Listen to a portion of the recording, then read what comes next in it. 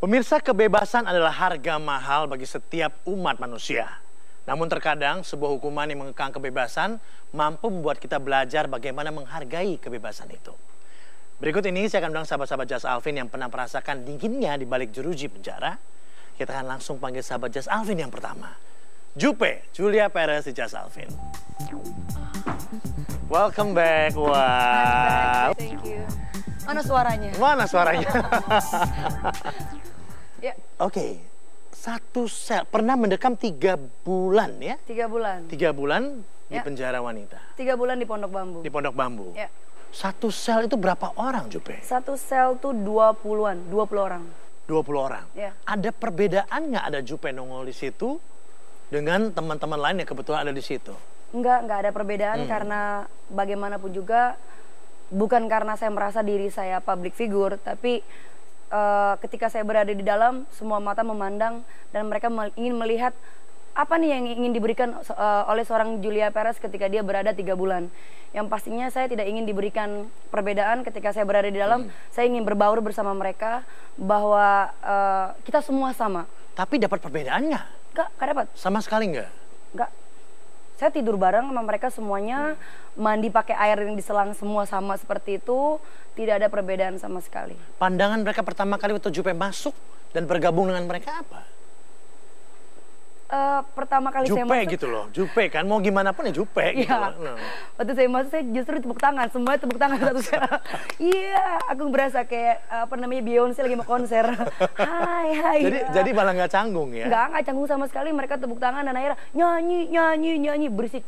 Jadi sekitar ada 800 warga binaan, mereka semua teriak kayak nyanyi dan akhirnya sebelum aku masuk Wapenaling, aku nyanyi dulu sama mereka semua itu. Aku naik ke atas jeruji, aku nangis nyanyi Beladuren lah, nyanyi semua lagu dan mereka terhibur. Abis itu oke, Jupe capek, Jupe mau bobo, istirahat, selapen. Hari pertama udah bikin konser. Hari pertama saya udah konser gitu kan? Iya. Itu permintaan mereka ya? Ya karena aku pikir itu salah satu cara untuk bisa koordinasi dengan warga binaan lain. Membaur gitu. ya? Gitu. Ya untuk membaur dan aku nggak mau ngerasa ini yang aku nggak mau kayak begitu. Tapi dan beradaptasi dengan kondisi yang seperti yang belum pernah sebelumnya gimana ya coba? Nah itu dia, aku bersyukur banget ketika aku di luar pun aku sudah aku menganggap ketika aku berada di dalam seperti kayak lagi syuting aja deh. Syuting, aku anggap ini syuting. Dan aku juga buat bahwa ini aku lagi aku lagi mau skripsi. Aku lagi mau skripsi, aku harus tahu juga bagaimana hukum di Indonesia itu, apakah runcing mana ke bawah apa ke atas. Aku juga jadi momen itu dipakai untuk belajar momen itu sekalian. aku pakai untuk skripsi, aku pakai untuk bedah hati saya untuk kalau saya nanti suatu saat saya syuting menjadi seorang narapidana seperti apa ya. Sudah pernah ada saya sudah pernah dalam, sebelumnya. jadi saya tidak pernah menempatkan satu hari pun saya nggak pernah nangis itu. Pokoknya saya harus kuat karena orang lagi pengen contoh Jupe itu kayak gimana ya. Risih nggak tidur sekian banyak orang yang tadinya dengan kondisi yang mungkin beda tiba-tiba harus seperti itu kan? Jupe lagi gitu kan? Risihnya cuma satu aja. Nggak blow rambut Kaget. loh tiap hari kan? Betul, itu is okay. Aku udah biasa. Aku nih kan cewek tomboy, udah yang cuek, orang cuek. Cuma satu aja yang aku agak risih. Aku kan biasa kalau tidur kan nggak pakai baju. Nah loh. Nah kali ini jadi mau nggak mau aku harus pakai dong. Nah. Itu aja sih risihnya. Serem kalau nggak ya? Kalau nggak pakai ini bagaimana hitung-hitungan ini? Jadi Ini setiap hari nggak pernah ada gangguan selama di penjara? Iya ada gangguan pasti. Gangguan seperti apa yang paling berat? Cewek-cewek. Cewek-cewek itu berasa ya mungkin ya. Jupe gitu kan? Iya mereka ada yang ganggu aku kan ya biasa. Jupe. Terus aku ganggu lagi. Hai, kenapa sayang? Malah takut dia. Oh justru kamu bukan. Aku ganggu balik biasanya. malah Biasanya kayak kabur. gitu. Itu kan psikologi. Biasanya kalau cowok-cowok ganggu kita ganggu balik pasti mereka akan takut gitu. Oh justru sebaliknya kamu Iya justru aku ganggu balik. Akhirnya gangguan itu hilang dengan sendirinya. Gangguan itu hilang tersendiri karena buat aku tidak membedakan perempuan ini begini, dengan wanita berjilbab ini, buat aku semua sama. Ketika kita berada di dalam, kita itu lagi menuju, kita percaya bahwa pintu portir itu akan terbuka. Tapi bagaimana kita menghadapi sebuah takdir yang kita harus isi dengan apa? Negatif kah atau positif? Saya memilih untuk berpikir positif. Jadi makanya saya berbaur, saya memberikan hal-hal positif yang saya punya sebelumnya. Saya ngajar bahasa Prancis, Belanda, kalau saya bisa Inggris, sedikit Inggris juga, Spanish. Jadi saya cuma ingin isi hidup saya selama 3 bulan saja dengan hal-hal positif. You do something yang bermanfaat buat orang lah ya. Karena saya yakin dengan melakukan hal positif, mereka pasti akan cinta saya. Juga dengan hal positif juga akan feedbacknya tuh lebih indah. Jupe sepositif ini kan, kalau saya lihat ya, positif, mengisi semua dengan hal yang meriang lah istilahnya ya. Iya. Tidak justru sedih dan lain-lain. Tapi akankah Jupe seperti kalau ternyata lebih dari 3 bulan? Itu saya tidak tahu juga, tapi yang saya tahu buat seseorang yang tidak pernah merasakan penjara itu seperti apa, 3 bulan itu mungkin udah satu hal yang wow gila, 1 hari aja udah mungkin gila ya. Tapi karena saya change otak saya untuk hal positif, jadi itu mungkin kelihatannya lebih ringan. Karena menurut saya penjara itu adalah ketika kamu tidak bisa berbuat baik kepada banyak orang dan ketika kamu tidak bisa berkarya.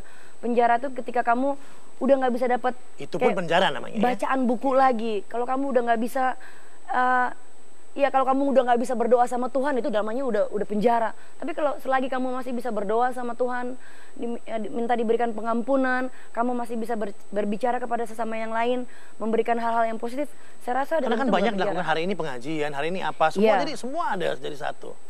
Nah ini kelemahan sekali ya jadinya. Ini agak kelemahan saya. Saya sering sekali diajak ke masjid, saya bilang saya bukan tipe orang yang seneng saya orangnya termasuk yang private gitu. Kalau saya ingin kontak sama Allah, saya mau yang lebih sendiri, nggak ada orang gitu. Dan kadang-kadang saya suka diajak, Mbak Jupe kok nggak pernah mau sih ke masjid? Karena saya nggak suka dilihatin kalau saya lagi mau, kan pasti kita nangis. Gimana sih? Kan itu kan kolbu kita yang lagi tersentuh. Tuhan itu kan ada di kolbu kita. Jadi menurut aku bagaimana kita bisa ingin kontak dengan Allah ketika ada orang lain minta foto atau ajak ngobrol, saya rasa nggak bisa gitu. Merasa lebih dekat dengan Tuhan pada saat penjara? Ya, sesungguhnya saya dapat astagfirullahaladzim, kayak jadi ada satu asosiasi, mereka datang ke dalam penjara itu kita bener-bener digojlok banget keimanan kita. Dan aku beruntung banget aku bisa berada di program tersebut.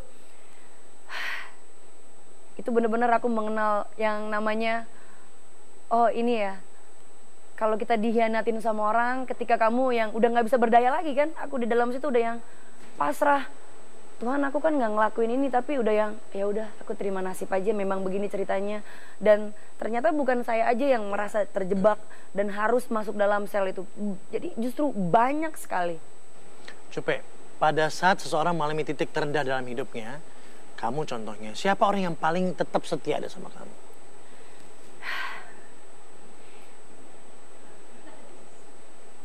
Yang paling setia ketika aku berada dalam titik terendah adalah mamaku, ya keluargaku, Gaston.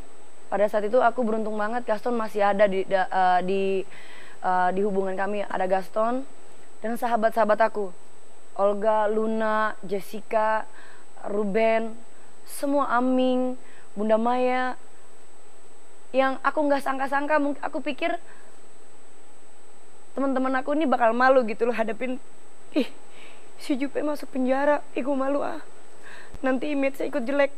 Sampai seorang Usi datang ke penjara, gue takut banget, nggak pernah masuk. Aku cuma ketawa dong ngeliat mereka, Mechan, semua sahabat-sahabat aku, Melani, semua pada ketakutan masuk. Cuma aku ngeliat mereka ketawa, dan aku ngeliat kalian tahu ini nggak akan pernah aku lupain seumur hidup aku. Ketika aku berada di titik terendah, kalian hadir dan nggak peduli dengan apa yang namanya image, kalian nggak peduli, kalian di sini hadir buat saya. Dan itu buat aku yang ternyata ini ya, pertemanan itu nggak perlu hadir tiap hari. The quality one ya. Iya, tapi ketika kamu lagi jatuh, cuma gapaian tangan dia dan cuma pegang, you're gonna be okay. Jupe, you gonna be okay? Yeah, I'm okay. So that the reason aku nggak pernah mau nangis. Mereka yang datang nangis, aku kenain denda 50.000. Di luar aku bilang sama pastornya, pokoknya siapapun yang masuk ke dalam sini Pondok Bambu yang mau nengok aku, kalau mereka nangis mereka harus bayar 50.000. Karena aku nggak mau nangis, karena buat di dalam ini kita udah berat. Jadi aku nggak mau berat lagi. Jadi mereka nggak ada yang nangis, mereka udah yang, aku bilang jangan nangis, jangan nangis. Jadi aku bilang ini yang kamu pelajari ya, dengan dapat support dari teman-teman itu semua. Dan itu penting ternyata. Jadi itu nguatin juga kan? Pasti. Oke, kita break dulu, kita kembali saat lagi hanya di Jazz Hour. Lapangan gitu ngeliatin atas bawah gitu, wah ngeri banget. Ngeliatnya tajam tapi santai gitu kan lebih ngeri. Mendingan lo, mendingan begitu kan.